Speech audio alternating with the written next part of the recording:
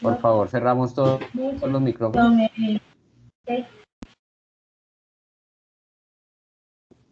Bueno, vamos a revisar de que esté grabando. Buenas noches, me presento, soy el Fernando Camilo Quintero, director del grupo de instrumentación. En la noche de hoy me acompaña el ingeniero Ricardo Pino, quien también es nosotros a cargo la webconferencia de la unidad 1, que ustedes ya están desarrollando desde la semana pasada. La idea con esta webconferencia es abordar las temáticas de esta unidad y realizar algunas aclaraciones que son muy pertinentes para el desarrollo de los puntos propuestos en la guía de actividades. ¿Listo?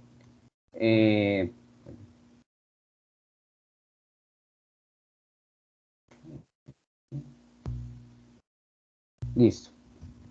A continuación, quien va a continuar con la presentación es el ingeniero Ricardo. Adelante, ingeniero Ricardo, si se quiere presentar con los estudiantes y avanzar con la presentación.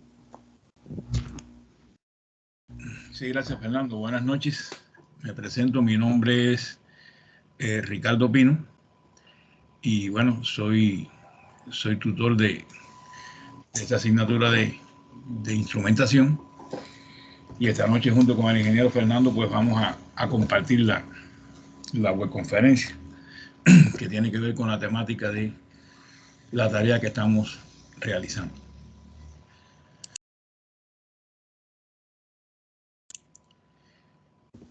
Entonces, dentro de esta webconferencia, pues vamos a tratar distintos temas, como vamos a comenzar con los temas relacionados con la industria 4.0, que bueno, fueron cuestiones que ya venían tratando desde la pretarea, los principios de la metrología.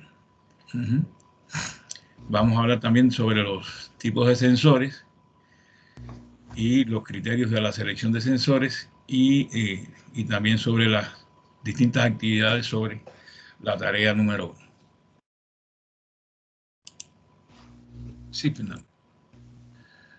Bueno, como todos conocemos, pues ahora estamos inmersos en los tiempos de la industria 4.0. La anterior, por favor.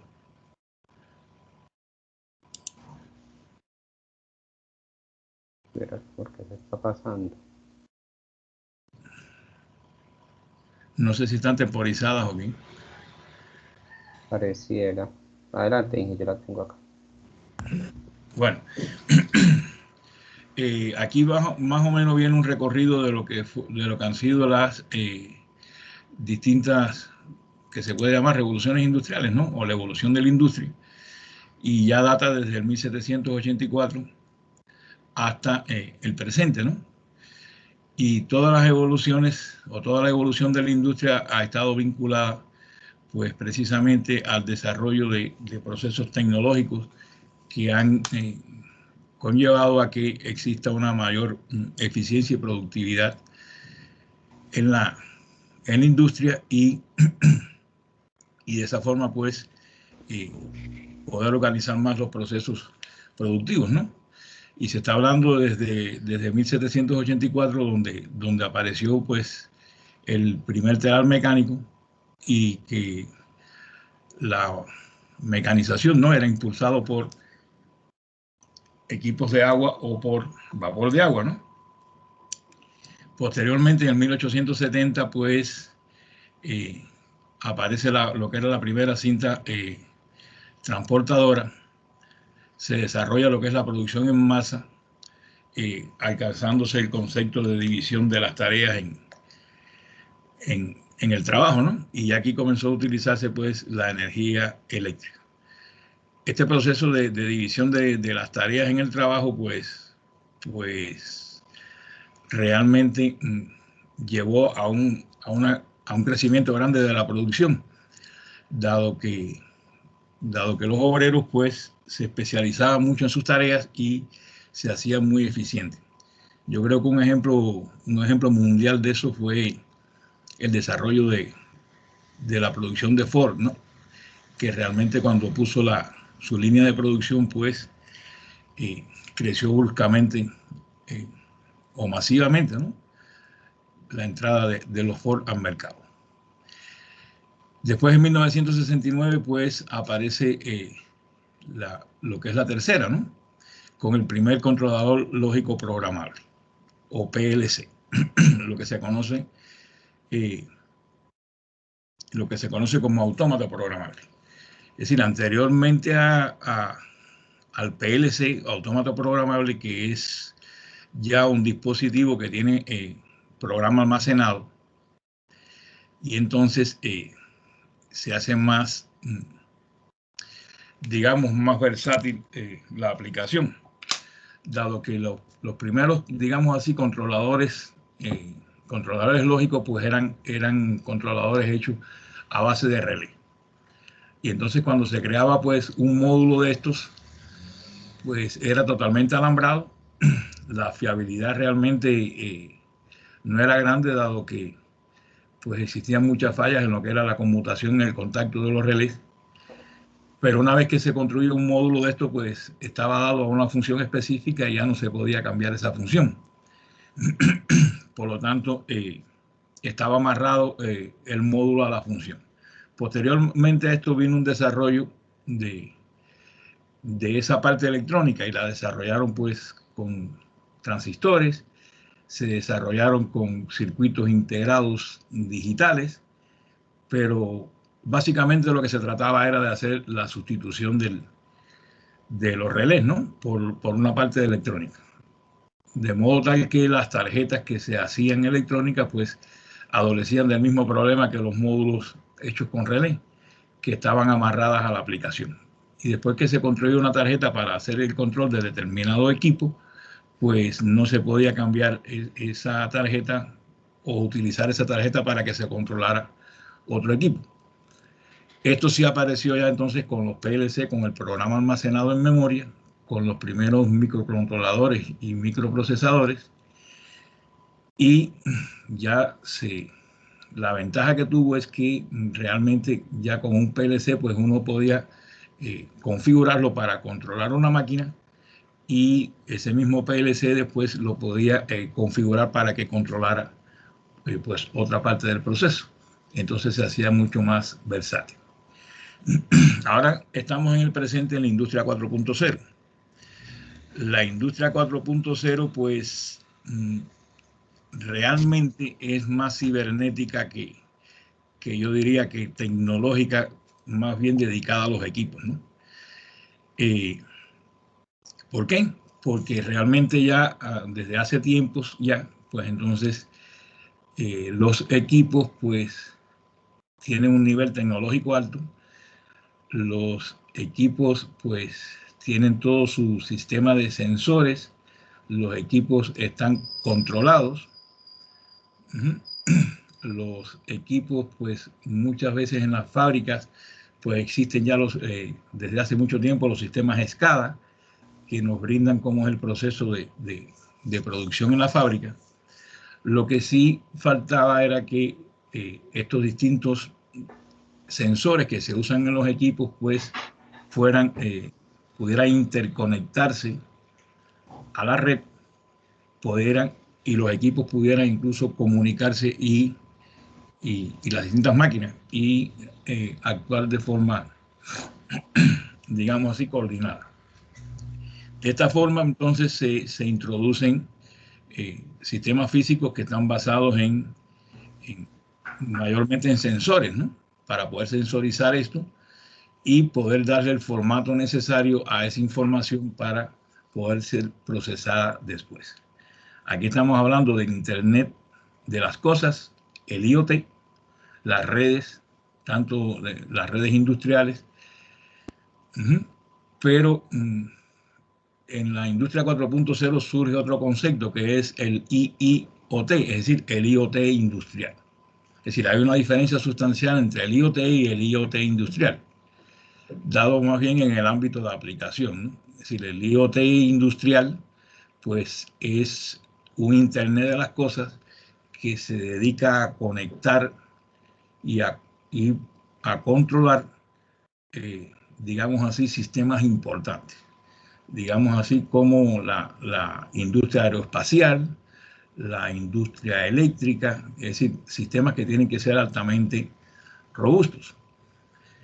No así como el IoT que nosotros conocemos, que son los dispositivos que manejamos de consumo, que se pueden conectar a Internet, podemos tomar datos de mediciones de ellos. No obstante, a que los ingenieros, pues entonces nos estamos como preocupando por acercar este IoT de las cosas, pues a la IoT industrial, ¿no? Y ya pues todos conocemos que existen muchos sensores, digamos, existen ya microprocesadores que se venden, que están, digamos, en las aplicaciones de Arduino, donde ya ese microprocesador tiene conexión a Internet y nos permite, pues, entonces, a ese microprocesador conectarse los sensores y ya está conectado directamente. Sí.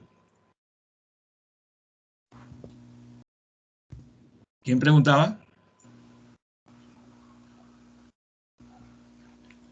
Bueno, la industria 4.0, pues simplemente es una industria inteligente, una industria conectada. Es lo que nos quiere plantear, ¿no? Y entonces ahí tenemos varios ejemplos donde ya a través de sensores, pues nosotros vamos a tener acceso a las distintas partes del proceso, ya sea del proceso productivo como... Sí.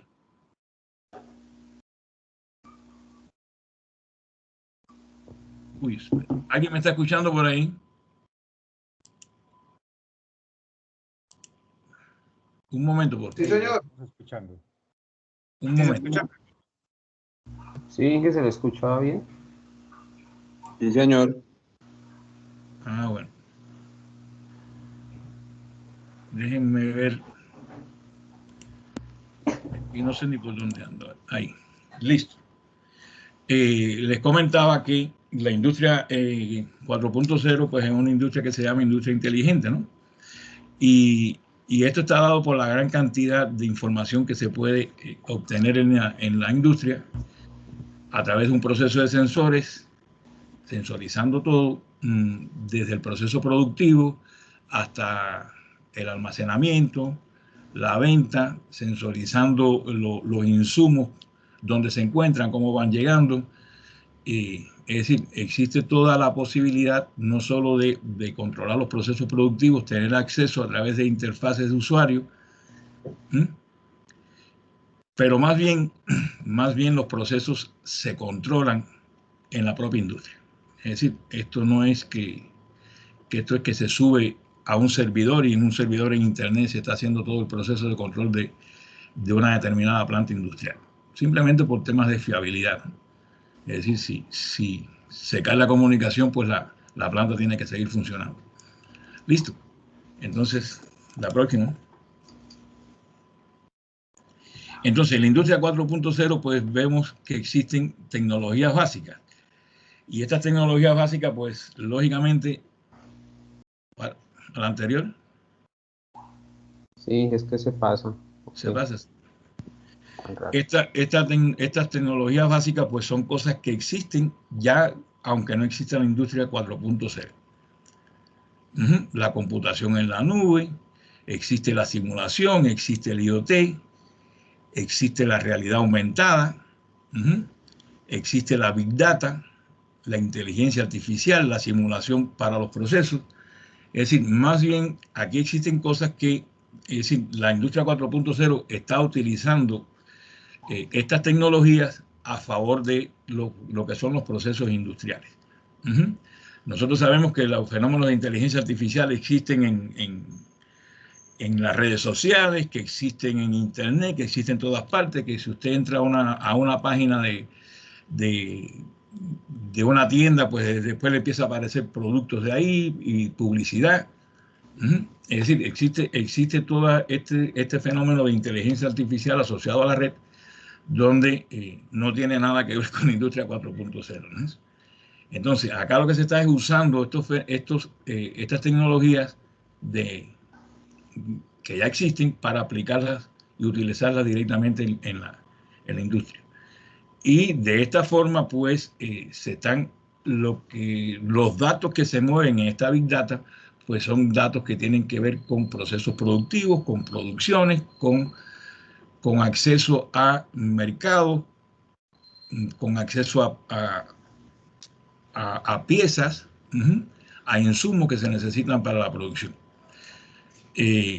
Algo muy importante que se tiene acá es el uso de la inteligencia artificial para, con esta cantidad de datos que se pueden adquirir a través de los distintos sensores, pues realizar pronósticos de tareas que haya que hacer, ¿no? Por ejemplo, en lo que es la Big Data que existe normalmente en la red, pues ya existen incluso personas que se dedican a lo que es la minería de datos. Es decir, la minería de datos es, digámoslo así, de ese montón tan grande, de ese basurero de datos que existe, porque existen datos de todos tipos, que se piden datos de todos tipos y colores en todas partes, pues entonces existen ya las técnicas de inteligencia artificial para poder filtrar esas bases de datos y poder sacar de ahí los datos que sean necesarios y que se requieran. Pues evidentemente ustedes comprenderán que en la parte industrial, pues los sensores generan muchos datos, todo el proceso de sensorización genera muchos datos y entonces esos datos también hay que buscar la forma de con técnicas de inteligencia artificial, pues poder encontrarlos y poder usarlos a favor de la industria. La próxima, por favor. Siguiente.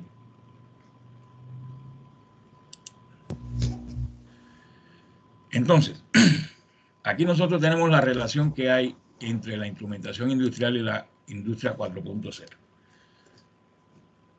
Uy, se voló para atrás la anterior. Ahí. Yo les comentaba que a través de todo este proceso de sensorización, pues entonces se obtienen datos que permiten realizar tareas que no se podían hacer si no existiera pues la analítica de datos con respecto a esto, ¿no? Y aquí nosotros tenemos un ejemplo de lo que es la instrumentación industrial, cómo genera todo ese proceso, todo ese sistema de información. Pongamos un ejemplo cualquiera, digamos, podemos tener un motor de alta potencia, un motor que es altamente costoso y ese motor tiene toda una cantidad de sensores incluidos para poder monitorear su trabajo y garantizar que por un problema de algún tipo de falla mecánica o de algún tipo de falla eléctrica o algún tipo de falla en el proceso, pues ese motor no se daña. Digamos, esos motores pueden tener sensores de temperatura colocados dentro de sus devanados, está para medir la calidad del voltaje que se está alimentando, es decir, se está alimentando con un sistema trifásico, cuál es el grado de desbalance de los voltajes de línea, cuál es el grado de desbalance de los voltajes de las corrientes de línea, para que no circulen corrientes de secuencia negativa que puedan dañar al motor. Se le colocan sensores de vibraciones para ver si hay algún problema en los rodamientos, se le colocan sensores en los rodamientos para ver si hay algún rodamiento que se está dañando, es decir, se sensorizan una serie de puntos críticos del motor que, dado un sistema, digamos, de mantenimiento preventivo, pues lo que se hacía normalmente era pues decir, bueno, es que el motor está sonando por ahí, es que ya cumplió tal tiempo y toca hacer el mantenimiento preventivo. Con estas técnicas de Big Data y estas técnicas de inteligencia artificial, pues se pueden hacer algoritmos que nos predicen a nosotros que ya el motor, dado el comportamiento de las variables que se están midiendo, pues tiene cierta tendencia a la falla y que por lo tanto, no obstante a que no haya llegado el tiempo de su mantenimiento, pues es necesario entonces realizar el mantenimiento. Eso es un ejemplo de muchos y miles que pueden existir y de aplicaciones miles que se le puedan ocurrir a todos los que están vinculados a este proceso de la automatización industrial y la industria 4.0. ¿Alguna pregunta?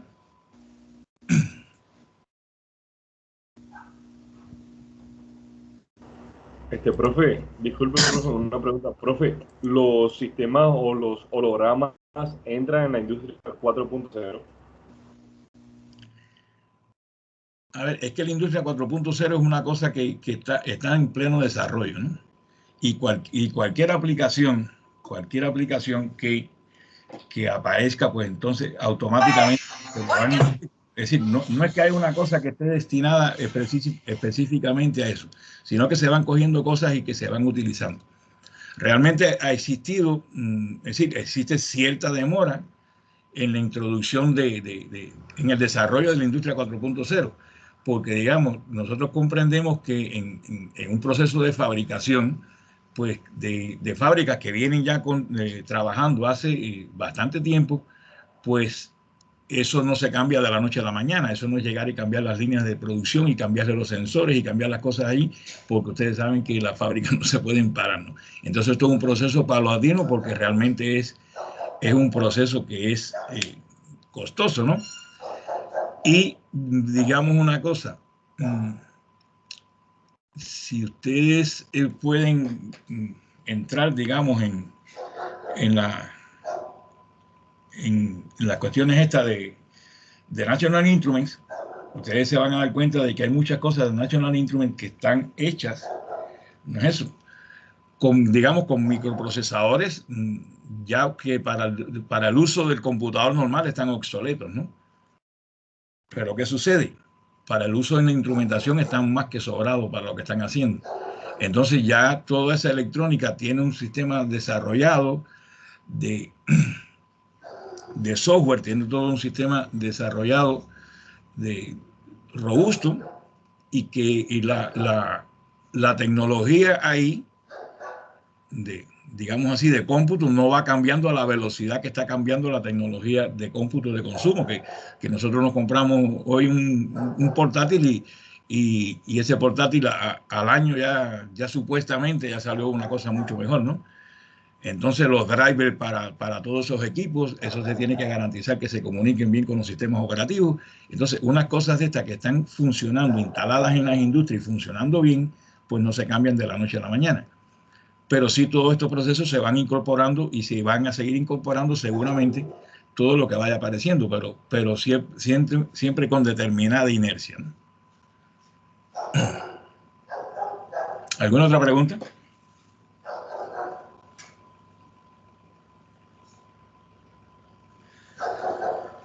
Bueno, entonces, siguiendo en la web conferencia de la temática que estamos viendo para esta unidad, pues entonces aquí tenemos lo que es, no el concepto, sino lo que se dedica a la metrología. Es decir, la ciencia que aborda todo lo referente a las mediciones. Es decir, las unidades de medida, las mediciones, los equipos para efectuarla, la calibración de equipos, cómo se hace la calibración de los equipos.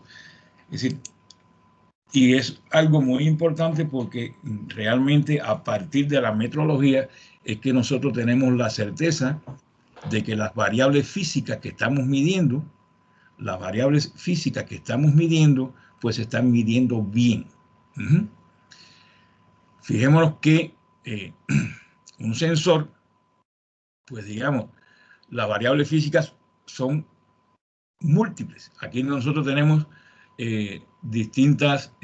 vamos a ver distintas variables físicas que vamos a medir, pero debemos tener presente que todo sistema electrónico lo que mide son señales de voltaje. Es decir, en la computación lo que se mide es voltaje. Listo, cuando nosotros queremos medir una corriente, la tenemos que convertir en voltaje para poder aplicar ese voltaje en un convertidor análogo digital. Cuando nosotros vamos a medir una temperatura, si necesitamos realizar algún control con esa medición, esa temperatura la tenemos que convertir en voltaje. Y eso que convierte esa temperatura en voltaje se llama transductor. Y el transductor está compuesto por un sensor y la parte electrónica que convierte esa variable física en una señal eléctrica. Porque lo que nosotros lo aplicamos a la entrada de los sistemas de cómputo pues son voltajes.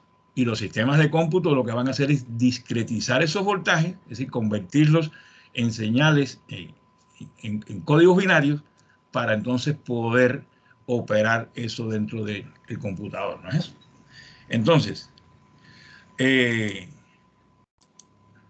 las unidades, pues aquí nosotros tenemos las distintas unidades admitidas, ¿no? El amperio para medir corriente, el hercio o hertz para medir frecuencia, el joule, medición de energía, el watt, potencia, coulomb de carga, voltio, faradio de capacitancia, ohmio de resistencia, el henry de inductancia, y digamos que el value, que es el bel, que realmente digamos que no es una unidad específicamente, sino es que para enseñarnos a nosotros que hay determinada magnitud que está expresada en forma logarítmica.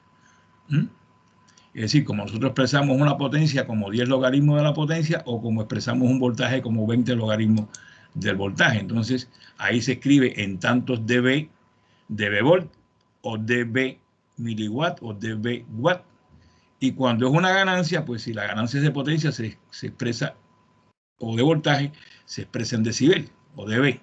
Y se calcula como 10 logaritmos de la ganancia de potencia, o 20 logaritmos de la ganancia de voltaje o ganancia de corriente.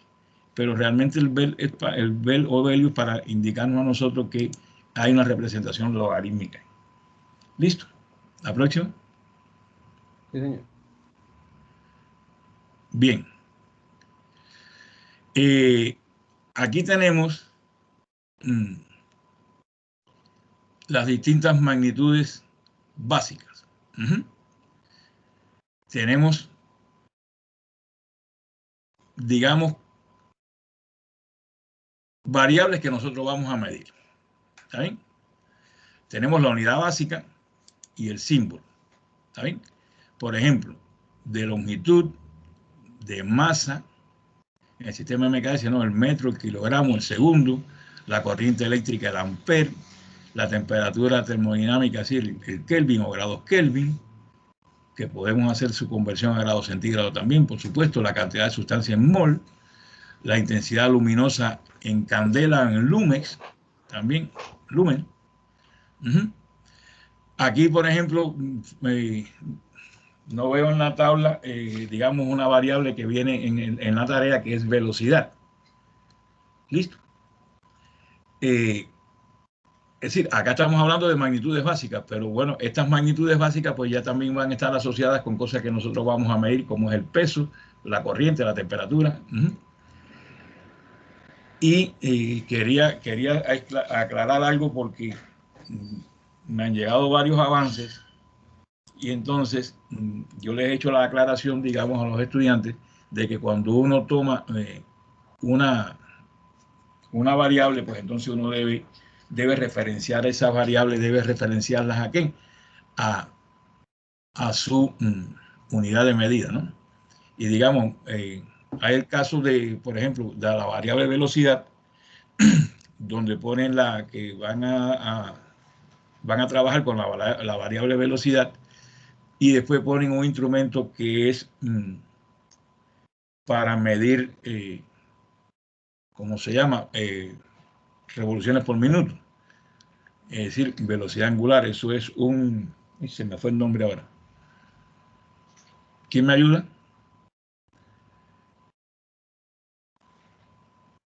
Un tacómetro, que mide RPM.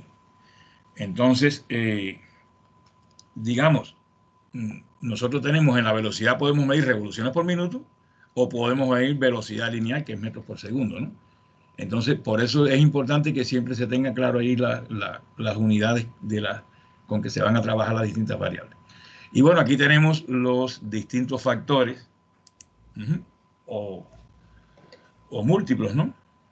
Los que más nosotros trabajamos en nuestra profesión, pues estamos aquí desde el pico, que es 10 a la menos 12, hasta el kilo, mega, giga, más o menos por ahí giga, y ahora en computación pues que aparece el terabyte, ¿no? Pero normalmente nosotros pues lo que utilizamos son estos prefijos, ¿no? Es decir, estamos hablando digamos, de la capacitancia en picofaradios, nanofaradios o microfaradios. Listo, no se usa en milifaradios, digamos, igual que la resistencia en ohm, kiloohm, megohm. La corriente en amper, miliamper, micro, pico, kiloamper, megaamper no es utilizado, porque ya son corrientes muy grandes. Bueno, la próxima, por favor.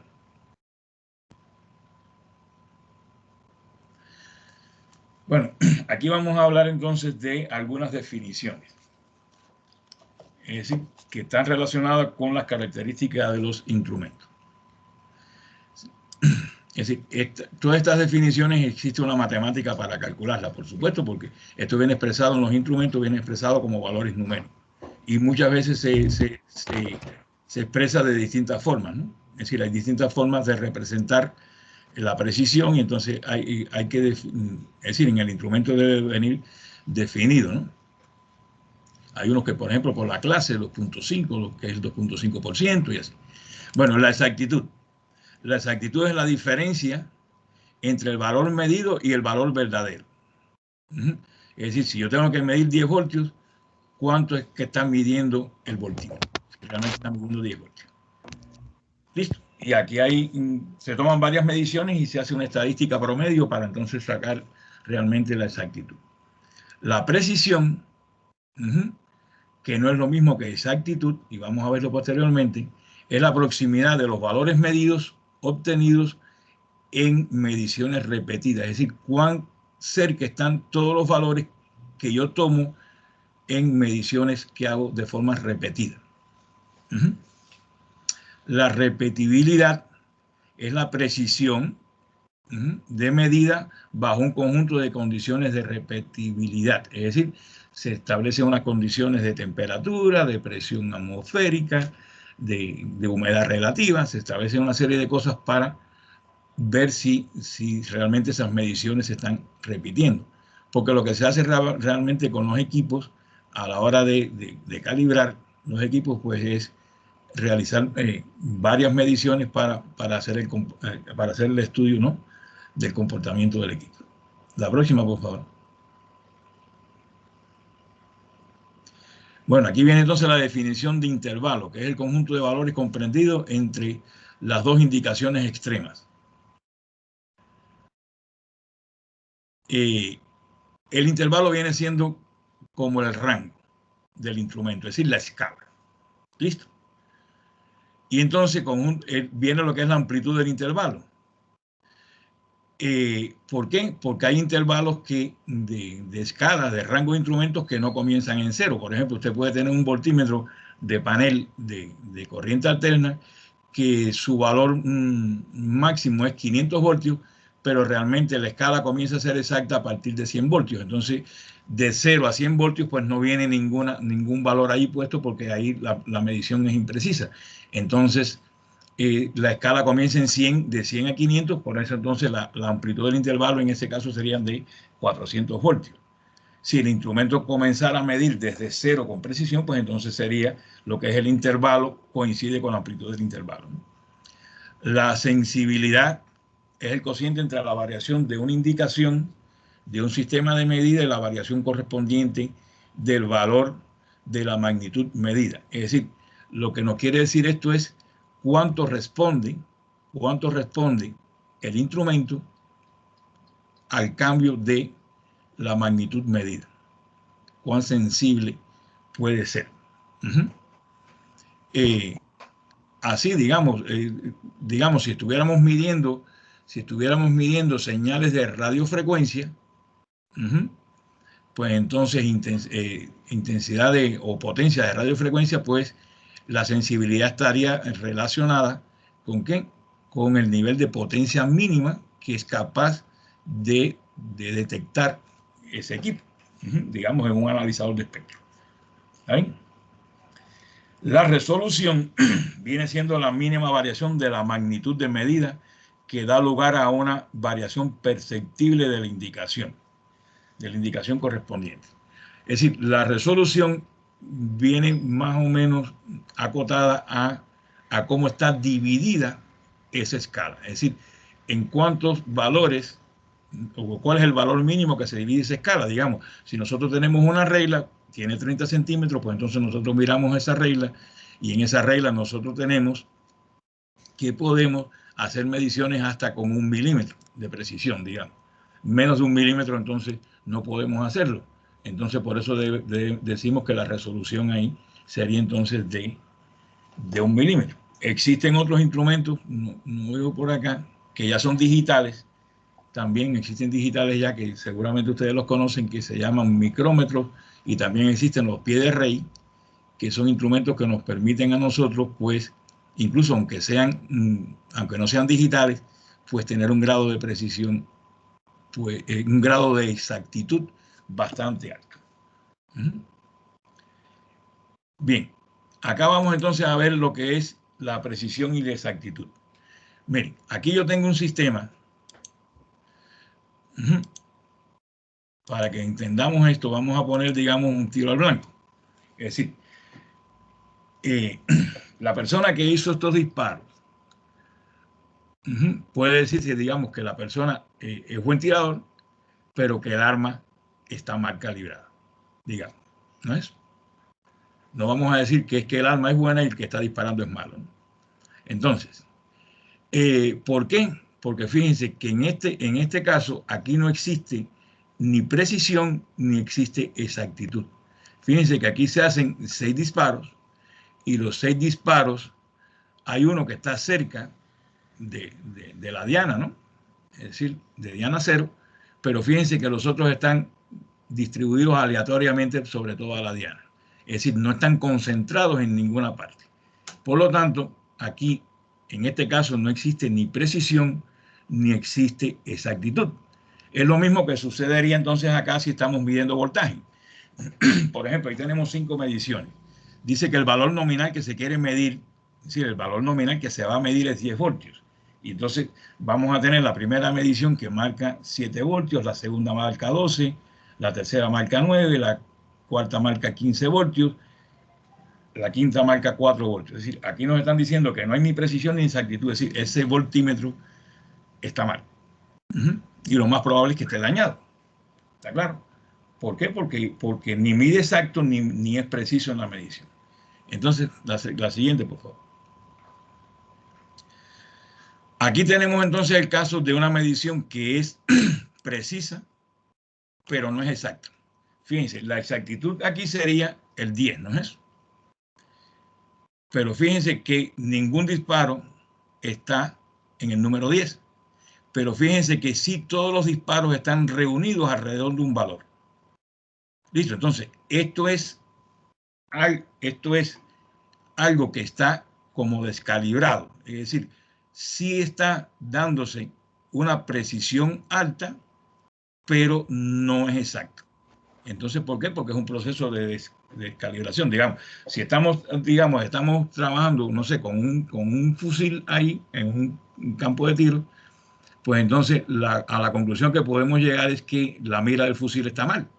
Y entonces estamos apuntando al 10, pero todos los disparos están cayendo en la misma zona. Es decir, hay precisión, lo que no está es bien calibrada la mira del fusil. Es lo mismo que existiría acá, cuando estamos midiendo voltaje. Fíjense, el voltaje nominal es 10, de nuevo, pero fíjense ahora, estamos midiendo un voltaje de 7 voltios, 6.8, 7.2, 7.1, 6.9. Es decir, los voltajes que estamos midiendo están alrededor de los 7 voltios. Quiere decir, hay precisión, pero no es exacto. Ahora tenemos acá el caso de que hay más exactitud, pero hay menos precisión. Fíjense ahora que todos los disparos se hacen y están alrededor de la diana 10, ¿no es eso? Es decir, ahora sí estamos más exactos, pero estamos menos precisos. ¿Por qué estamos menos precisos? Porque están más dispersos los distintos disparos. que como estaban en la diapositiva anterior, donde estaban más concentrados todos esos disparos. Pero aquí sí vamos logrando precisión, porque, perdón, vamos logrando exactitud, porque la precisión la estamos logrando alrededor de realmente donde debe ser el disparo, que es en la diana 10. Esto es lo que sucedería entonces acá, digamos, en el voltímetro. Acá cuando estamos en el voltímetro, pues estamos midiendo el voltaje nominal 10. Hay un valor que nos da 10, otro nos da 11, otro nos da 9, otro nos da 12, otro nos da 12,5.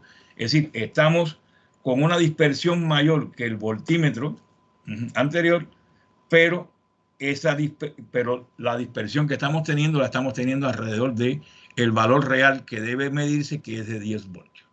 Listo. La próxima, por favor.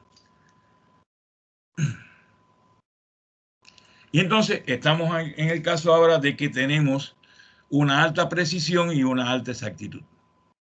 Es decir, aquí todo instrumento de alta precisión, de alta exactitud, perdón, es de alta precisión.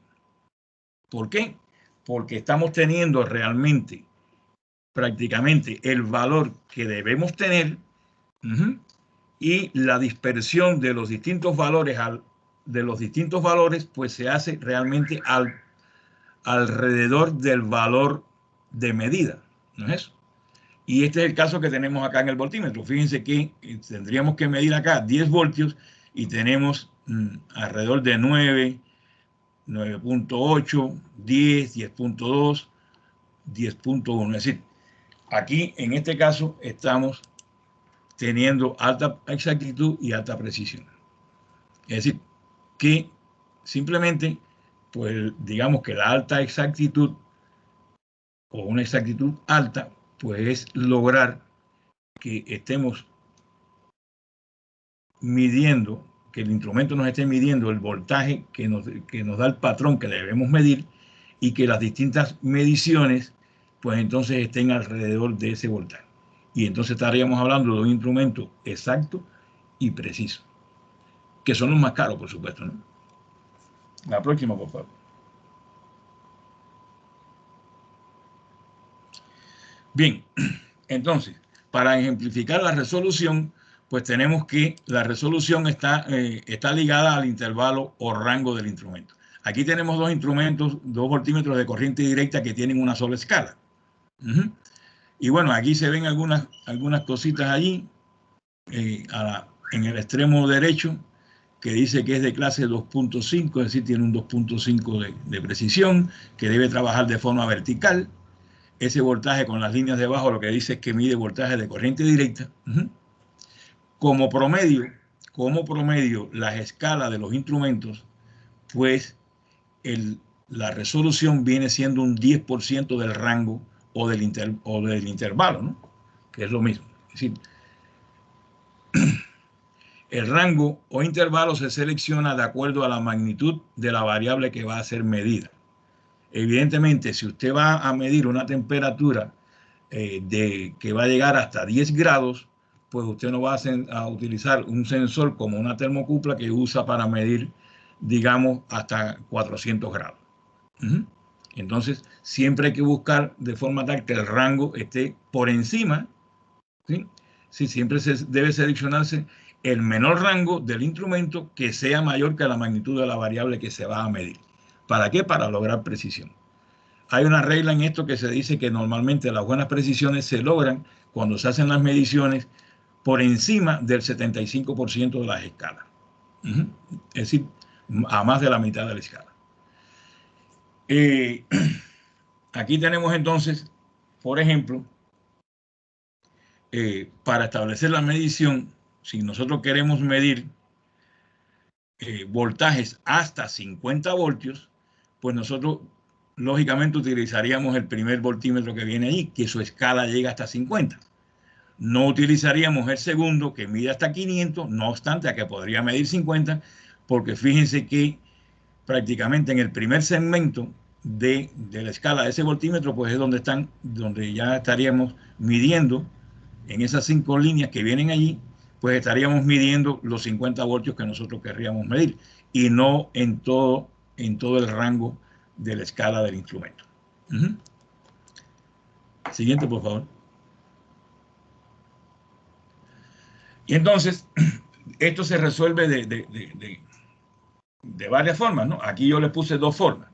Es decir, si nosotros en el caso anterior teníamos instrumentos que tienen una sola escala, pues aquí entonces vamos a tener instrumentos que tienen escalas o rangos seleccionables. Por ejemplo, el primer multímetro que viene ahí, sí, multímetro porque hace múltiples mediciones, puede medir voltaje, puede medir corriente, puede medir resistencia, aquí mide diodos también. Entonces, ahí vemos que nosotros podemos cambiar de escala, y entonces, por ejemplo, si nosotros vamos a medir un voltaje DC que está en el, no sé, en el rango de 0 a 2 voltios, pues nosotros ponemos la escala más bajita que no sea capaz de tener ese voltímetro, ¿no? Y de esa forma, pues entonces logramos tener una medición mucho más precisa. Si no queremos estar cambiando de escala, pues entonces aquí tenemos el otro instrumento que está al lado, que es un instrumento que se conoce como de escala o rangos automáticos. Seguramente ustedes han trabajado con eso. Y entonces, digamos, esto es un voltímetro que usted simplemente se dedica a decir, voy a medir un voltaje alterno, lo pone en alterna y conecta las puntas. Y él solo se va cambiando de escala. Por supuesto, empieza en la escala más pequeña y va subiendo de escala hasta que se ajusta a medir en la escala que está por encima de la magnitud de la variable medida. Listo. No sé si tienen alguna pregunta.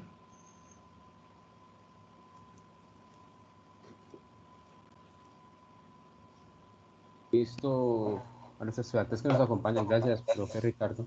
¿Tienen inquietudes sobre lo que se ha expuesto hasta el momento? Sí, buenas noches. Rubén Tamayo.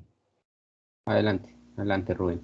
Por ejemplo, con ese tema de la resolución, por decir, no todos los equipos manejan como en la ficha técnica esa información, o simplemente se aplica a lo que uno está visualizando en el instrumento como tal.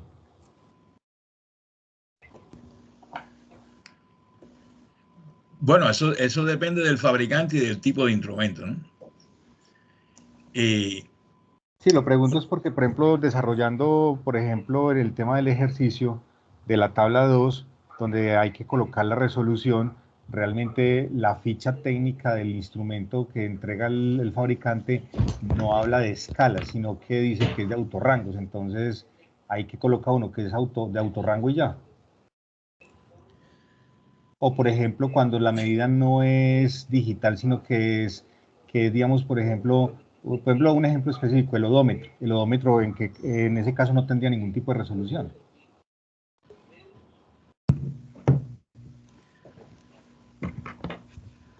No, ahí sí, a ver, ¿cómo te digo? Muchas veces uno por la escala puede determinar cuál es la resolución.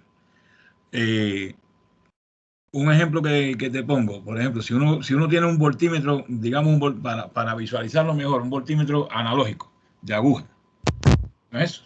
Y entonces ese voltímetro analógico de aguja tiene una escala que dice 1 voltio. Entonces, cuando uno va a medir voltajes hasta 1 voltio,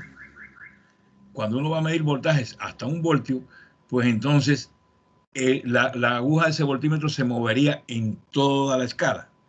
Y entonces ahí vamos a ver que se va a poder hacer mediciones por debajo de 0.1 voltio. Es decir, ahí la resolución es alta, ¿no es eso? Pero esa misma escala de 1 voltio, cuando uno la cambia en el instrumento, entonces le pone ahora, por ejemplo, escala de 10 voltios. Y entonces ahora esa misma escala de 1 aparece multiplicada por 10. Y lo que antes era 1, ahora es 10. Y lo que antes era 0.5, ahora es 5.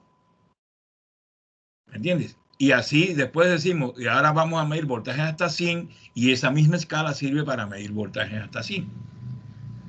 Y entonces ahí hay que sacar la cuenta de cuál es la resolución, porque la resolución se saca para plena escala, ¿no? El % de resolución. Es como si yo, por ejemplo, uno tuviera un convertidor análogo digital, digamos, de 8 bits. Y ese convertidor análogo digital de 8 bits, uno dice, yo voy a medir con este convertidor, voy a medir voltajes hasta 5 voltios. pues ese convertidor, digamos, aproximadamente sería 5 entre 255, ese es el voltaje mínimo que mide. Esa sería la resolución de ese convertidor. Pero fijémonos una cosa, por ejemplo, si ese convertidor fuera de 8 voltios y fuera de 0 a 2 voltios, pues evidentemente ahora sería 2 voltios entre 255. Entonces uno dice, no, es que ahora el voltaje que yo leo es más pequeñito. Pero cuando vamos a ver en el porciento de resolución, viene siendo lo mismo. Porque realmente el valor por el cual dividimos es 255, pero los valores a plena escala no son los mismos, disminuyeron. Entonces, por eso decimos, cuando nosotros queremos mejorar la resolución de un convertidor de medición con un convertidor análogo digital, pues lo que tenemos es que aumentar la cantidad de bits. Entonces, ahí sí decimos, si un convertidor que mide de 0 a 5 voltios, pues entonces tiene una resolución X con 8 bits. Si ese convertidor fuera de 10 bits y sigue midiendo de 0 a 5 voltios, pues evidentemente su resolución mejora mucho. Pero ahí habría que ver específicamente el equipo, ¿no? Y la hoja de datos del equipo para poder tratar de sacar esos datos. Hay muchos equipos que no traen. Otros, esta cuestión con los equipos digitales, hay equipos digitales que es una cosa lo que visualizan y es otra cosa lo que miden. A veces son más precisos midiendo y menos precisos visualizando. Habría que ver específicamente.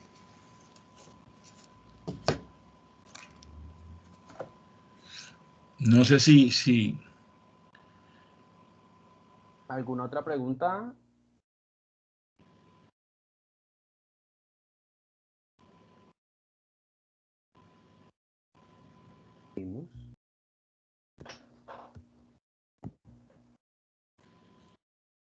Bueno, ya el profesor Ricardo les ha hecho un recuento bastante amplio sobre las características de los diferentes sensores, que es una temática de la que hemos, que se solicita en la actividad que se está desarrollando. Y también es importante identificar que hay varios tipos de sensores y que generalmente se diferencian por el tipo en función de la variable. ¿Sí? Entonces tenemos sensores de contacto, ¿sí? Que son aquellos que dan una señal en el momento en los que se toca un extremo del sensor. Podemos hablar de los mismos sensores de finales de carrera, que es un tipo de sensor de contacto. Sensores ópticos, sensores térmicos que miden obviamente la temperatura, los cuales hay diferentes también presentaciones, humedad, magnéticos que miden en función de la alteración del campo magnético, infrarrojos, muy usados en lo que es detección de objetos, ¿sí?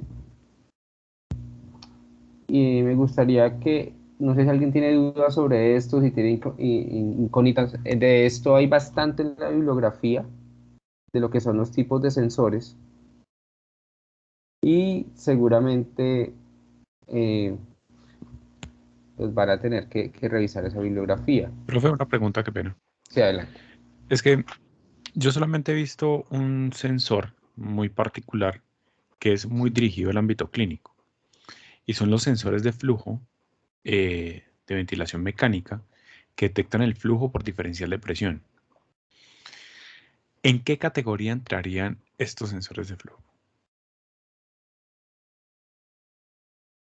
Sensores de flujo. Por diferencial de presión. Análogos, ¿no?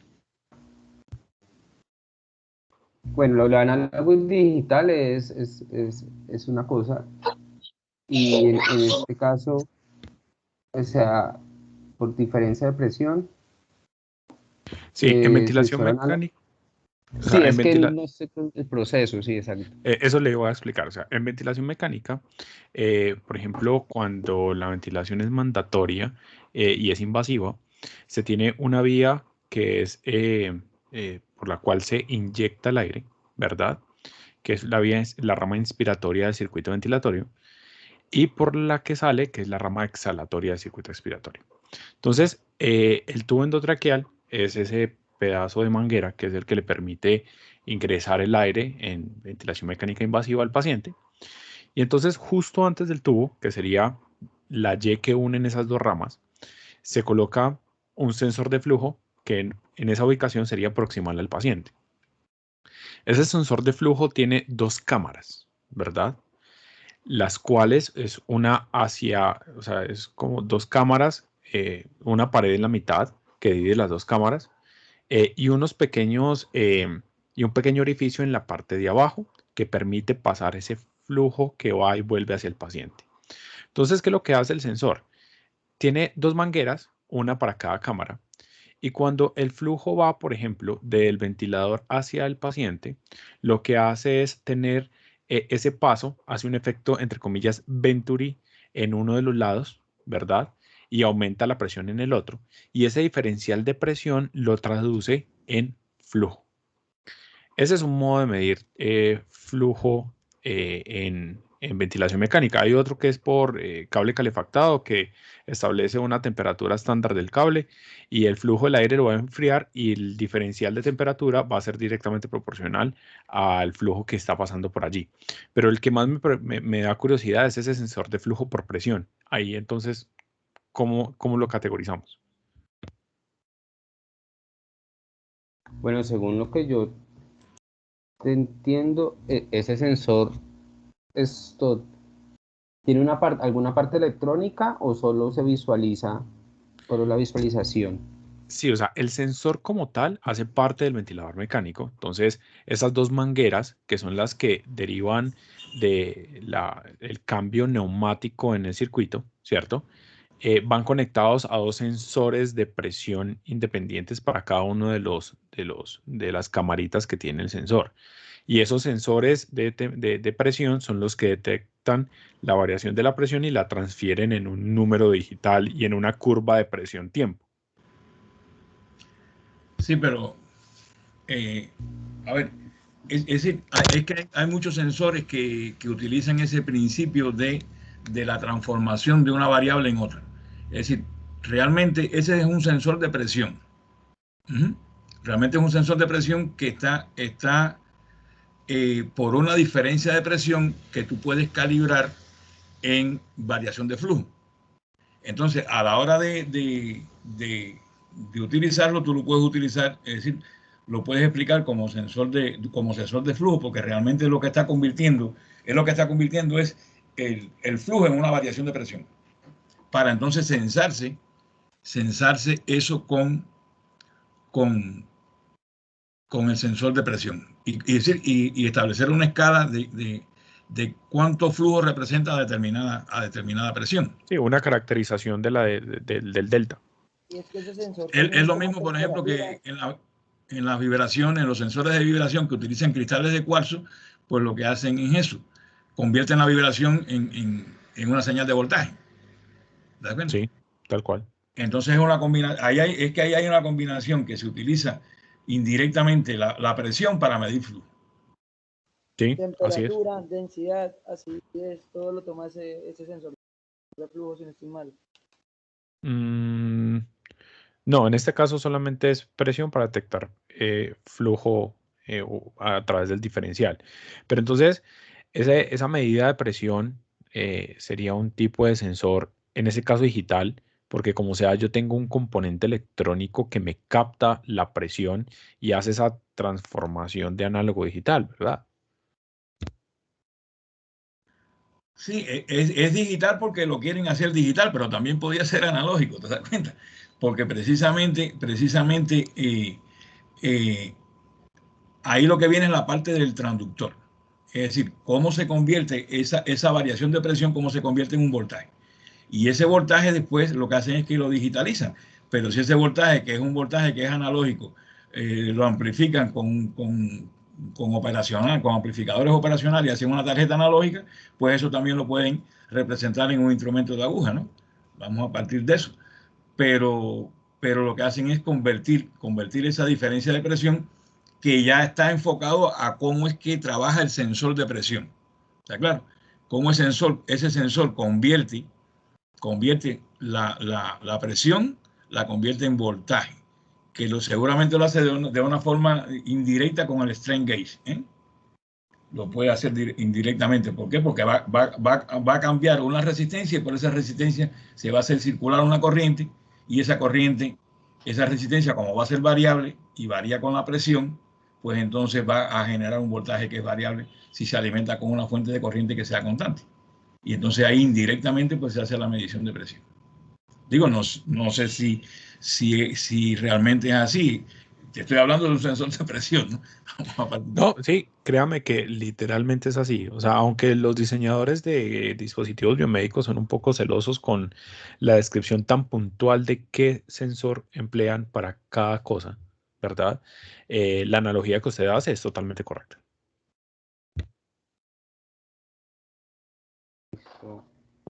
Muy, muy buena la inquietud que nos hizo, pues, abordar otros temas. Por ejemplo, el ejemplo que daba el ingeniero Ricardo sobre cómo funciona el transductor es algo que vamos a ver en la unidad 2, de cómo convertir esa variación, posiblemente de resistencia, en el momento en que existe una presión sobre el diafragma o sobre el transductor del sensor, para después pasarlo por un puente y convertirlo a una variación de voltaje y corriente que podamos manejar de manera analógica o posteriormente convertirla a digital, como explicaba el ingeniero. ¿Listo? Hay un punto en el cual se les solicita que seleccionen un sensor y digan por qué seleccionaron ese. ¿Por qué se propuso este punto?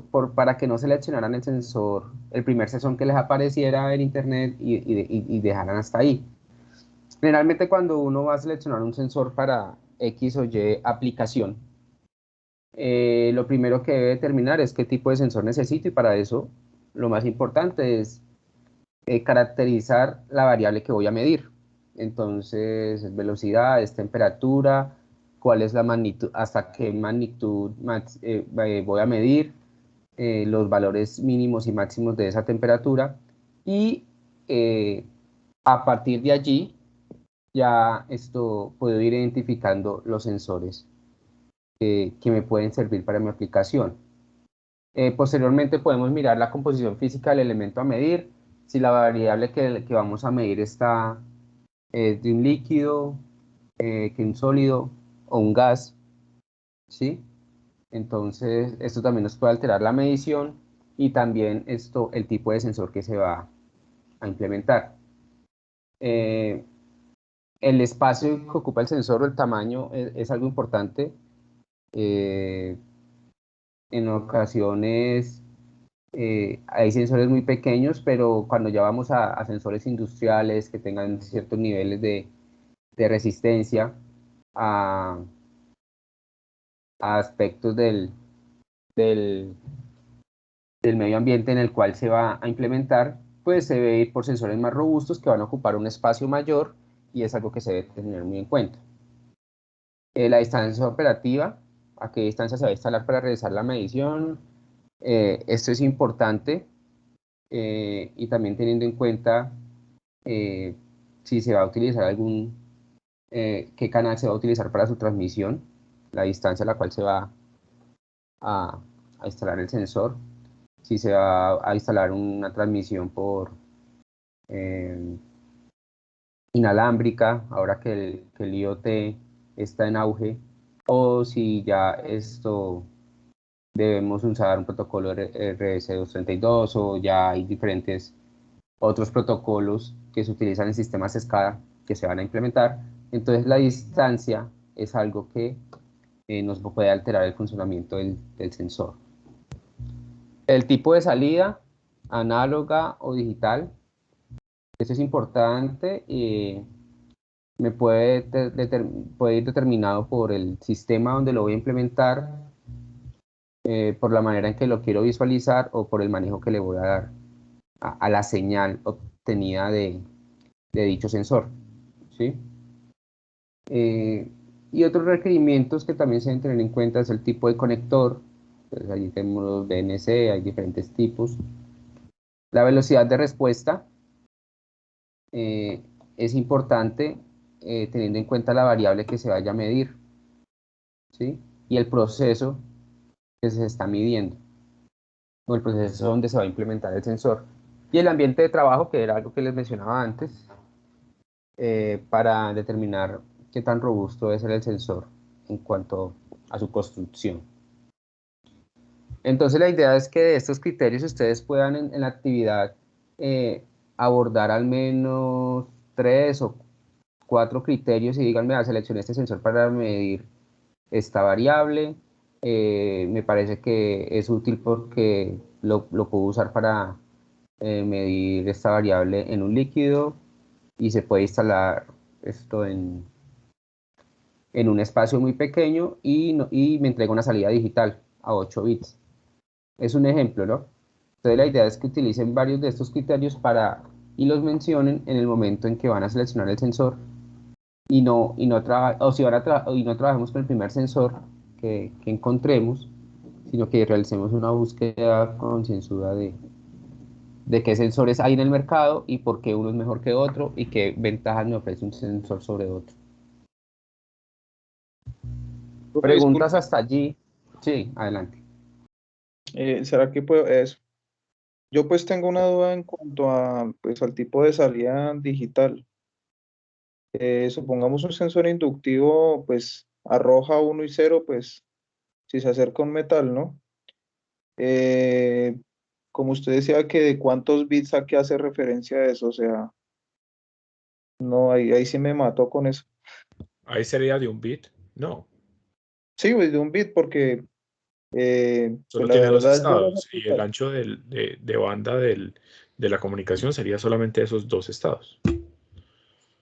Sí, ok, sí, porque pues yo la verdad yo trabajo en una empresa de alimentos, ¿no? Y pues allá se utiliza mucho reflex, Sí, inductivos y 0 pues y 1. capacitivos. Y pues básicamente ellos manejan solamente 2 bits, que es el 0 y el 1. Pero ya listo, era esa la inquietud, Sí, gracias. pronto en la parte digital se habla mucho de los bits cuando también hablamos de resolución, ¿sí?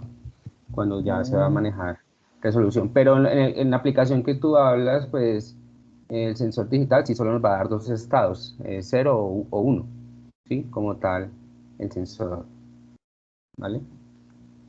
ok, Profe, pero importante mencionarle al compañero, y si me equivoco, pues que esos dos estados, como acaban en un bit, pues solamente sería la comunicación bajo un bit, porque podría entenderse que dos estados se podrían comunicar por bits diferentes, pero No, en este un caso, único bit.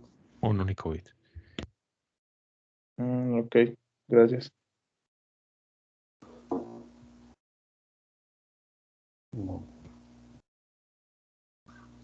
Bueno, en cuanto a la tarea, el paso 1, donde cada estudiante debe seleccionar un rol a desarrollar, eh, cada estudiante tiene, la idea es que hay 5 estudiantes, 5 propuestas, la idea es que cada uno escoja uno de ellos y debe caracterizar las diferentes variables físicas, explicar qué es un intervalo de medida. Acá en esta parte, por favor, un ejemplo.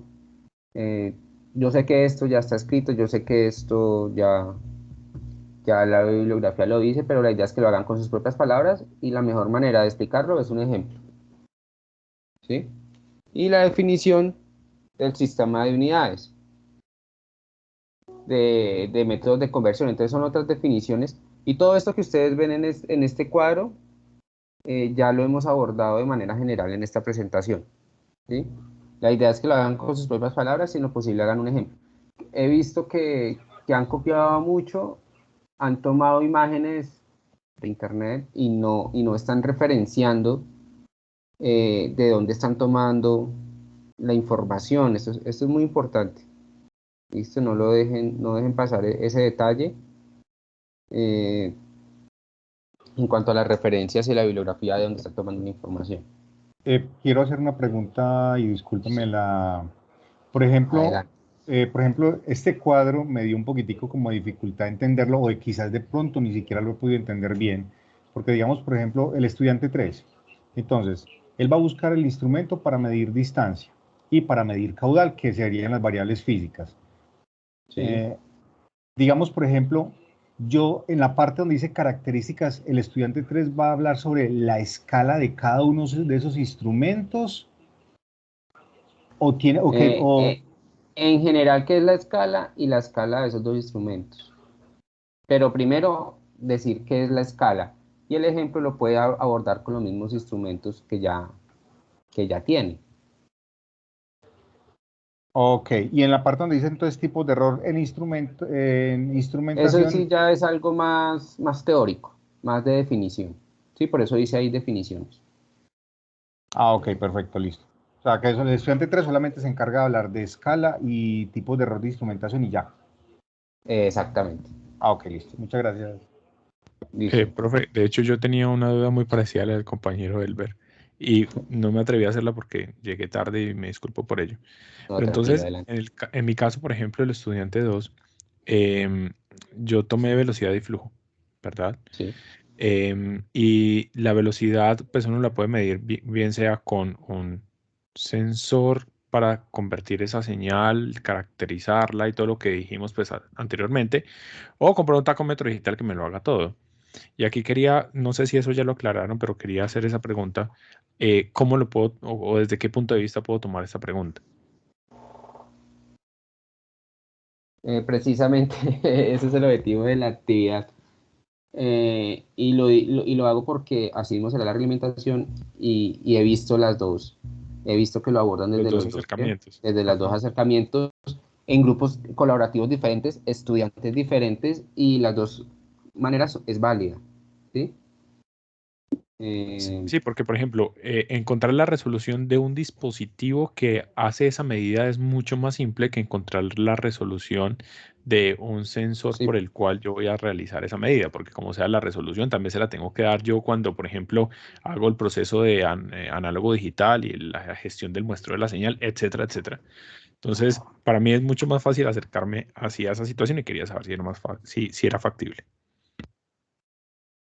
ok, lo puedes abordar como lo consideres. No hay ningún problema en esta fase, ¿vale? Muchas gracias, profe. Listo, con gusto. ¿Alguna otra inquietud sobre este primer paso?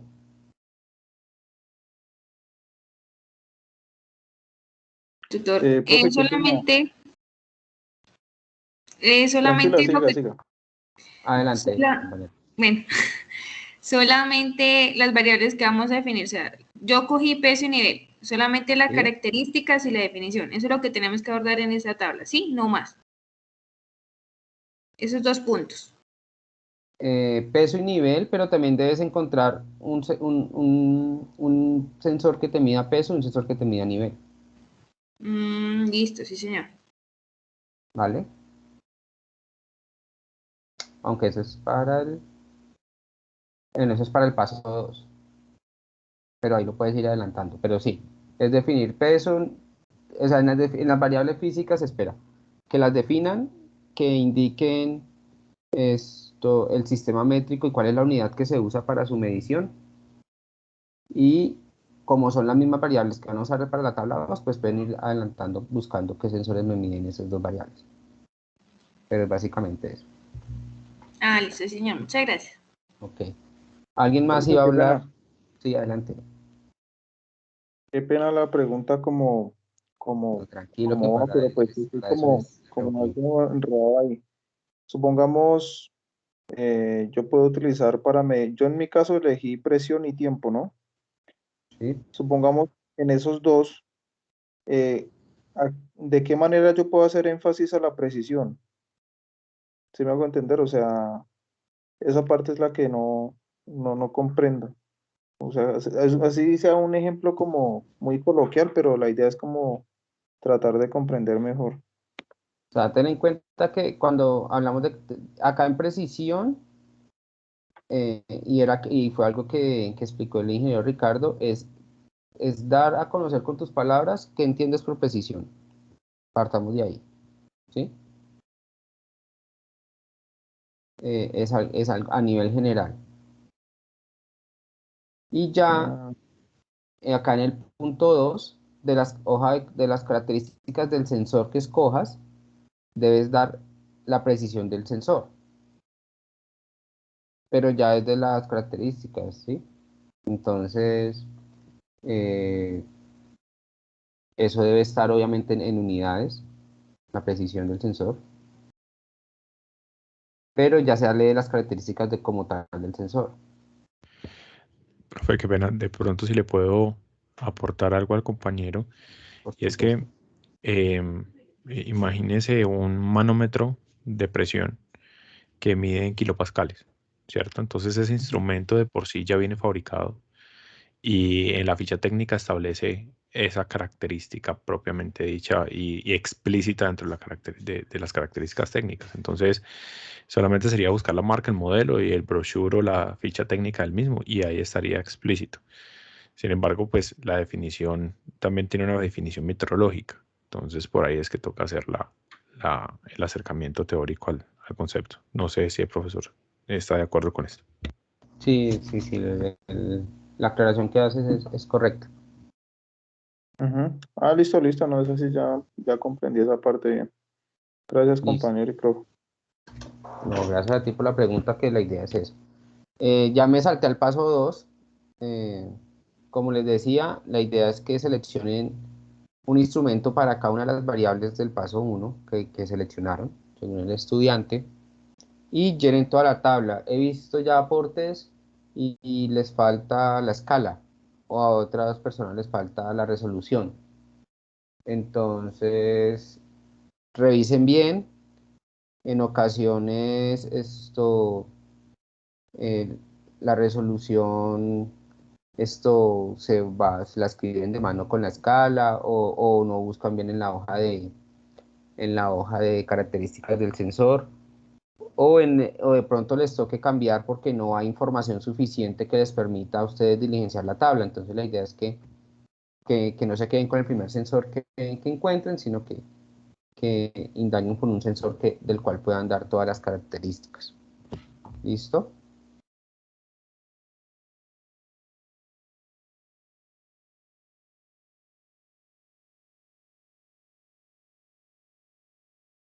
Bueno, en el paso 3, habla de seleccionar una de las variables asignadas y compartir en el foro un video que muestre un sistema de instrumentación en el cual se mide esta variable en un proceso, ¿sí? La idea no es la idea es que ustedes expliquen con sus propias palabras de qué manera se está midiendo esa variable en el proceso, la importancia de esa variable en el proceso, ¿sí? Y lo que ustedes consideren significativo de ese video sobre la variable. Entonces, por allí he visto ya algunos videos hay un video donde están midiendo la humedad de la tierra en un cultivo y explican cómo lo están midiendo, con qué equipo lo están midiendo, la importancia de conocer ese valor para la persona que está cultivando y cómo pueden mejorar el proceso de producción del cultivo gracias a esa medición. Entonces, esa es la idea, que coloquen un link y con sus propias palabras expliquen esa parte de la variable y cómo se relaciona y con qué la están midiendo. Sí, adelante. Qué buena una consulta aquí. De la primera parte, en los primeros dos ejercicios, nosotros seleccionamos, por decir, un tacómetro Fluke modelo X, ¿verdad? Ajá. Sí. Pero no necesariamente es el video que yo haga debe ser aplicando ese equipo que seleccioné, ¿verdad? Porque podrían... Obvio, no. De por sí, ojalá fuera un proceso bastante amplio, Sí, en el cual se mida la variable. Ahí ya no vamos a hablar del instrumento, de la variable. Entonces, si tú elegiste ok. presión o lo que sea. Entonces, un proceso donde la medición de presión sea muy importante y explicas con qué instrumento lo están midiendo, por qué es importante la variable, de qué manera procesan esa información y cómo se puede y cómo se mejora ese proceso al medir esa variable. O sea, todo va enfocado a la variable en ese proceso. Ok, ok, profe, gracias. Profe, disculpe. Adelante. Supongamos yo trabajo en una empresa de alimentos y pues allá es, mejor dicho, vital el tema del vacío. Total. Ajá. Entonces, supongamos, yo a modo personal puedo ver un procedimiento o plantear dentro de este trabajo en video el procedimiento, supongamos, de una empacadora al vacío que es tipo campana y de pronto hacer como un video corto sobre eso o puede ser de lo que sea. Claro, me parece súper interesante que lo hagas de esa manera, ¿sí? Porque la idea es que nos acerquemos a procesos y trabajemos con procesos de la vida real y qué más que lo que tú estás haciendo en tu empresa. Sí, Por eso te allá, pues allá diría es vital. adelante. Ah, ok, listo, de una, profe, gracias. Ahí el único meollo del asunto sería como mm, identificar más a fondo el instrumento que se aplica dentro del proceso para medir la presión. Porque, por ejemplo, si el compañero lo que le entrega al equipo es una gráfica, o sea, lo digo por mi caso particular. O sea, yo quiero aplicar todo lo que estoy aprendiendo en instrumentación a ventilación mecánica, porque mi trabajo está dirigido a ser especialista de producto de ventilación mecánica, por ende ventiladores mecánicos. Entonces, quiero llegar a mezclar muy bien la parte fisiológica con la parte ingenieril para establecer esto. Todos los ventiladores mecánicos nos muestran una gráfica de flujo eh, y, ahí, y de volumen y de presión y bueno, y de otras cosas, pero que en síntesis tiene un instrumento que mide el flujo, que es una variable que yo seleccioné, pero no me va a ser tan fácil, como ya se los expliqué anteriormente, identificar exactamente las características técnicas del sensor. Entonces, ahí es una limitante. No sé qué tan profundo debamos llegar en ese aspecto durante el video o simplemente mostrando la relevancia que tiene la variable en el proceso y que controla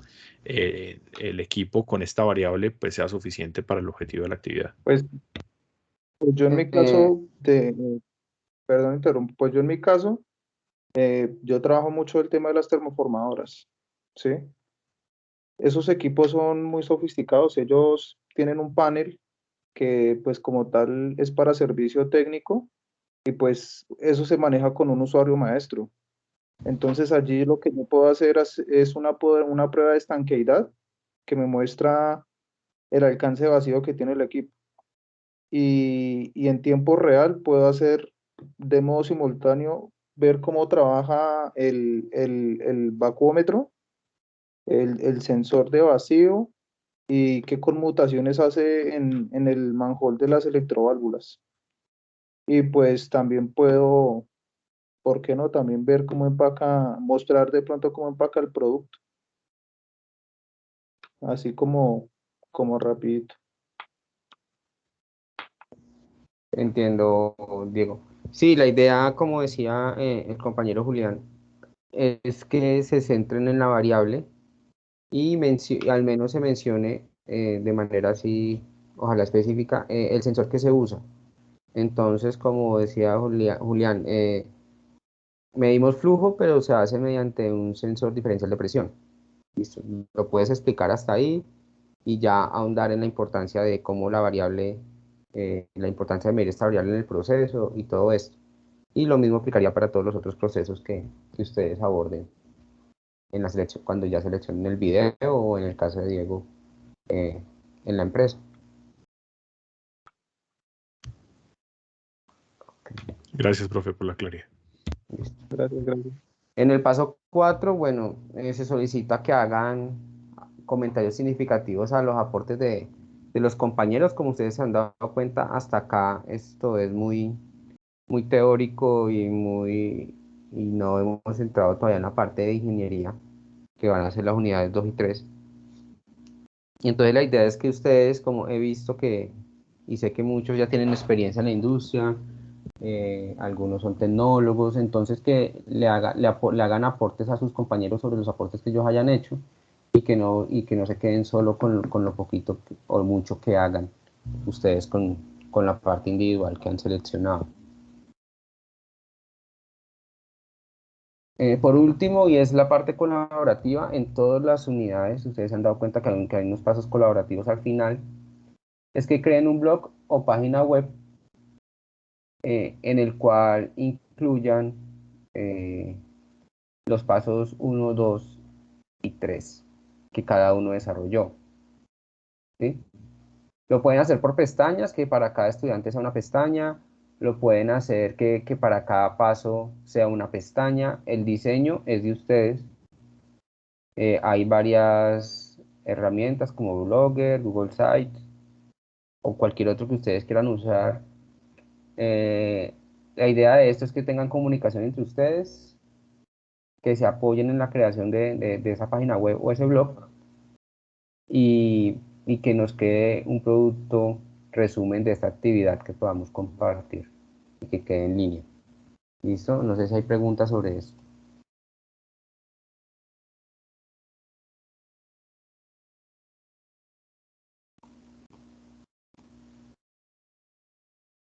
¿Ninguna? La página web, profe, qué pena, la Sí, página web adelante. debe llevar referencias bibliográficas, ¿sí? O sea, respecto a la información.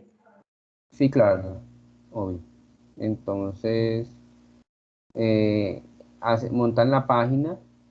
Generalmente las referencias las ha colocado cada uno de ustedes al desarrollar los pasos 1, 2 y 3, ¿cierto? Entonces, es casi que se convierte en un copiar y pegar hasta cierto punto, pero la idea es que se coordinen para poder crear esa página o ese blog. No sé si hay preguntas respecto a este punto. Es claro, profe.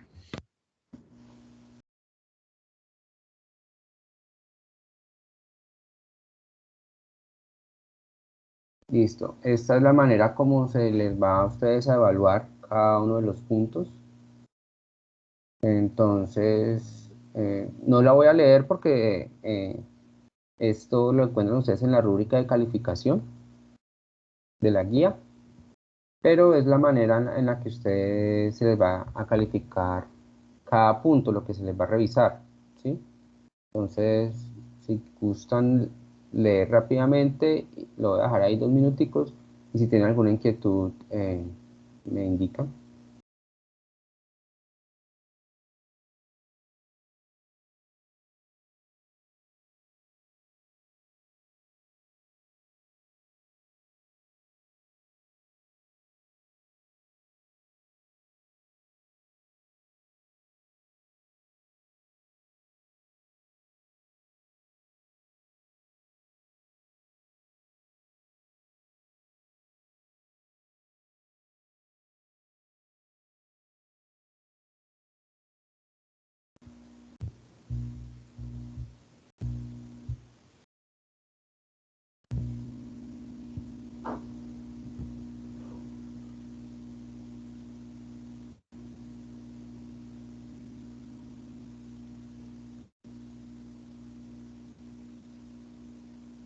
¿Listo? ¿Alguna duda, inquietud?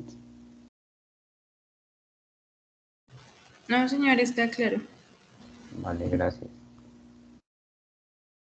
Bueno, acá tenemos 2 inquietudes. Creo que como por lo menos teníamos chat, venimos desarrollando de manera como se realizaba el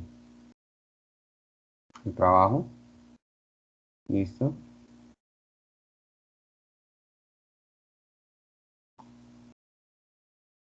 Entonces, Vamos a manejar algún tipo de asistencia en esta actividad, profesor.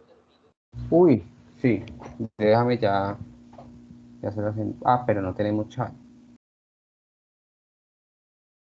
¿cierto? No tenemos chat. No, no se puede escribir, tutor, no deja. No, por ahora yo creo que me tocará revisar la grabación y mirar de acá quiénes están. Chat sí hay, lo que pasa es que hay que de pronto a los compañeros, si se va a seguir haciendo las reuniones por acá, es que entren con la cuenta de la universidad y no como invitados. Porque, por ejemplo, si yo me pongo a mirar acá, muy pocos están como con la cuenta de universidad, los demás están todos invitados, entonces por eso no tienen acceso al chat. Sí, eso era algo que yo le comentaba a un compañero. Casi todos están como invitados, sí. Sí, por ejemplo, yo aparezco como dentro del Teams y, por ejemplo, hay varios compañeros, Keiler, Diego, Elber, Eudel, ellos sí pueden ver el chat. Los demás aparecen todos como invitados, entonces no tienen acceso a No, eso. buenas noches. Una pregunta. Compañero, Para poder ingresar con el correo institucional, o sea, no se coloca el nombre, sino el correo, o ahí cómo se realiza el ingreso. Compañeros, de pronto les colaboro con eso porque yo sí he sufrido mucho con Teams, con el tema de los invitados y el usuario de la universidad. La clave es que entren a su correo institucional, pues al de la universidad, y desde ahí cogen el Teams. Desde allá, o sea, no permite, lo que pasa es que como la sala la envían como un link, entonces lo ideal es que usted ya esté dentro del correo institucional y la agarre desde ahí, para poder que no entre como invitado, sino que ya usted esté autenticado dentro de Teams con su correo institucional.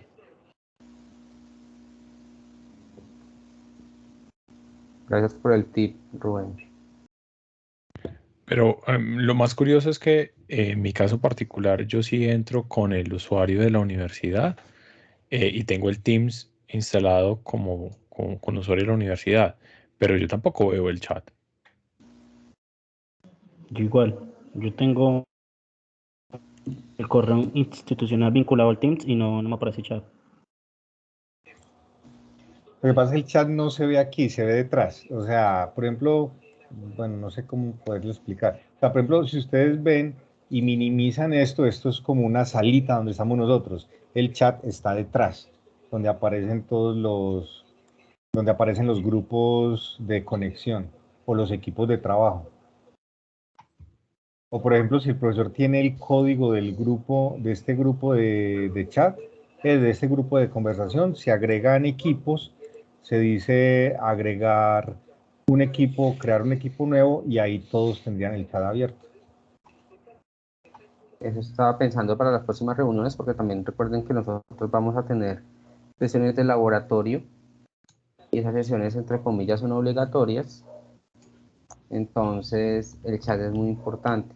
Entonces, voy a proponerle al director de curso que usemos este grupo que yo ya creé, que se llama Instrumentación 1604, para que desde acá se realicen las sesiones, para que no tengan que ustedes que estar vinculándose a diferentes grupos.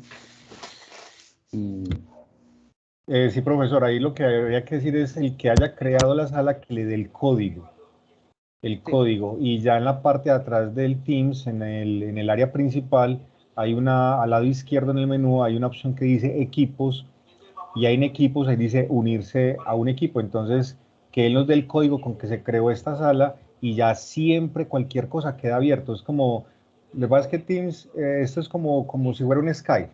O sea, quedamos ya en un grupo y cualquier conversación pueden hacerla por ahí, cualquier pregunta la pueden hacer por ahí y queda registrada en el grupo como tal.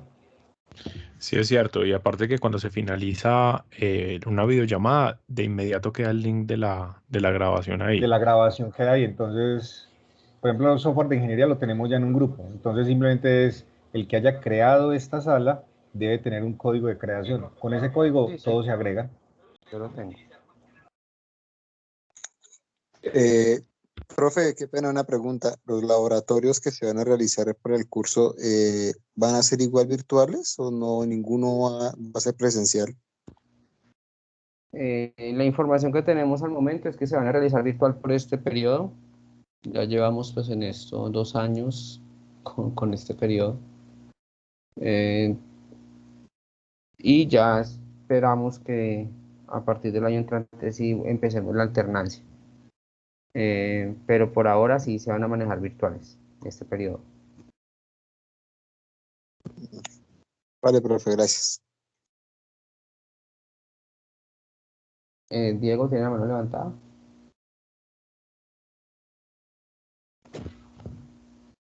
No, profe, no. Qué pena. Ah, ok, listo.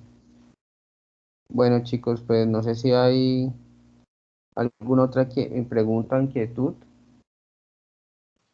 No, no, señor. pero listo. Esta grabación igual se les será enviada a sus correos electrónicos y también se compartirá en el foro de noticias del curso el link de la grabación.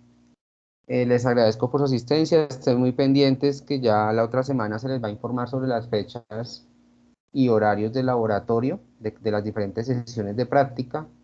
Son 3 prácticas, creo que vamos a crear 3 sesiones, vamos a dividir el curso en 3 sesiones, porque son más de 400 estudiantes, y la asistencia a estas prácticas sí es obligatoria, ¿vale? Entonces, para que estén atentos, para que si el horario de pronto se les cruza o algo y deben hacer algún cambio a otro de los horarios, pues tengan tiempo de hacerlo y no sobre el día o sobre la fecha, debido a que eso va a causar inconvenientes ya en la entrega de informes, en la revisión de trabajos. ¿Listo? Ah, Entonces, ok, les o sea, su agradezco. merced nos va a entregar, o sea, su merced nos va a entregar ya todos los horarios respectivos de todos de los 3 laboratorios, ¿sí? Sí, sí, Para, para podernos agendar. exacto. Nosotros ya vamos a agendarlos, entre comillas.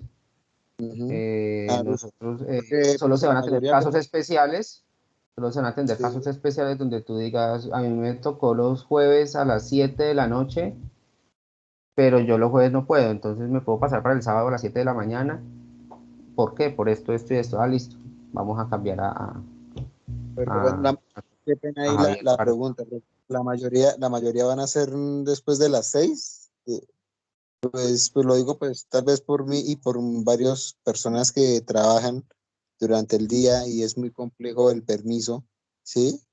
Profe, Si anteriormente era muy complejo al ser presencial, pues ahorita pues por parte mía es muy complejo que me den el permiso, ¿sí? pero debería ser más Entonces, no fácil. sé si sería. Vamos a trabajar y la propuesta que está en la mesa, sin comprometerme, porque no se ha definido aún, es que sean prácticas de 7 a 11 de la noche. Ah, perfecto. 4 Vale, horas, se proponen 4 horas y la terminamos en 3, bueno. Pero la listo. idea es que sean 2 prácticas entre de semana y una al fin de semana. ¿Cómo van a quedar? No sabemos, todo se va a dividir y se van a asignar de manera aleatoria a cada uno de los días, porque no nos podemos, porque si nos ponemos a que ustedes escojan, no nos va a quedar equilibrado las sesiones, ¿sí? Y eso se nos vuelve un cuello de botella para avanzar con el curso. Entonces nosotros vamos a hacer la distribución uniforme en las 3 fechas, 2 horarios en la noche, entre semana, un horario sábado muy temprano, y ya, ¿listo?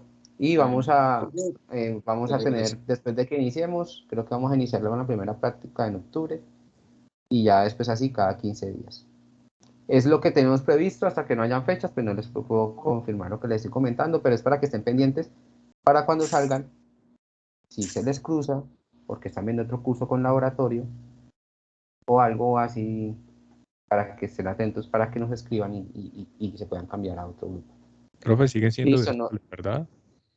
Sí, por este periodo va a ser virtual, por eso se va a hacer de esa manera, ¿sí? Listo, profe, gracias. Listo, Profe, entonces, una adelante. última pregunta. Lo que pasa es que, pues, para la actividad pasada, la actividad era colaborativa, ¿no?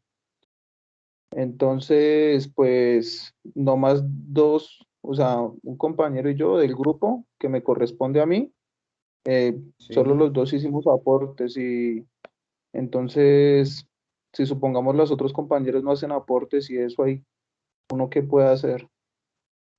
Dado el caso, ¿no? La idea no es esa, pero pues a mí me pasó con la actividad anterior, entonces, ¿qué pasaría con esta? Porque esta sí la veo como de más compromiso.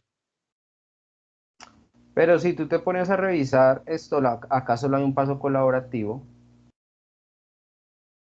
y es esto, la página web y el informe, ¿sí? Pero en el informe prácticamente lo que va es la portada de ustedes con objetivos, consolidado individual y el enlace a la página web y bibliografía. Punto. ¿Sí? Entonces, si solo participan 2, pues en la página web solo van a ver los aportes de 2 personas y en el informe, pues solo va a ir el consolidado de los 2 y la página y el enlace a la página web. Entonces, no es que tengan que hacer algo colaborativo, muchas actividades colaborativas, sino es más que todo la consolidación y la página web. Sí, ahí como lo decía en una de las diapositivas, si yo sé que 3 días antes solo hemos participado 2 o 3, pues con ellos 2 o 3 ya debería estar montando yo la página web, y si ustedes definen que solo la van a presentar entre los 3, pues ya quien entre faltando 1 o 2 días, pues tendrá que hacerlo solo. ¿Sí? Ya si ustedes aceptan meterlo el último día, no va a haber ningún inconveniente, porque ya es manejo de ustedes, ¿sí? Pero si ustedes deciden sacarlo, pues tampoco va a haber inconveniente. Bien, profe, gracias. Muy amable. Ok, listo. Bueno, muchas gracias por Entonces, todo. chicos, si no hay muchas más preguntas, muchas gracias por su asistencia, muchas gracias al profesor Ricardo por su apoyo y por su gestión en la presentación. Que tengan una feliz noche. Mañana estarán recibiendo el link de la grabación. ¿Listo? Para que también le comenten a sus compañeros. Listo, Gracias. profe, gracias. Feliz noche. Feliz noche. Gracias, profe. Hola, profe, muchas gracias. Feliz noche a Gracias. todos. Feliz noche para Chao, todos. amigo, Hasta feliz noche. luego, feliz noche.